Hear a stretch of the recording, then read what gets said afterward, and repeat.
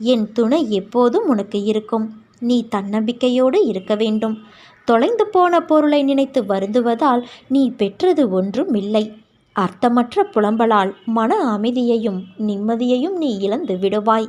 அதற்கு நீ அடுத்து என்ன செய்ய வேண்டும்? எனக்கு வழிகாட்டுங்கள் என விழிப்போடும் தன்னம்பிக்கையோடும் தான் என்னிடத்தில் வர வேண்டும் என்று நான் சொல்கிறேன். நீ நினைத்ததை விட அதிகமாக ஜெயிப்பாய். அதனால் நீ எதற்கும் பயப்படாதே, கலங்காதே. உன்னில் நிச்சயம் வெற்றி என்ற தீபத்தை நான் ஏற்றுவேன். பாலைவனத்தை கேள், மலைக்கான போராட்டத்தை. சிலருக்கு கூறியாலும் வேதனை, சிலருக்கு சொல்ல முடியாத வேதனை. வாழ்க்கையில் பொறுமையாயிருந்தால் தடைகள் என நினைத்த எருமைகள் கூட வழிவிடும். சாபத்தை கூட தீர்த்து விடலாம். கோபத்தை விட்டால், கோபத்தால் ஆபத்து என்றுமே உனக்குத்தான். பாவத்தை செய்ய ஒருபோதும் முன்வராதே. பாதை மாறி செல்லும் ஆற்றின் ஓடத்தைப் போல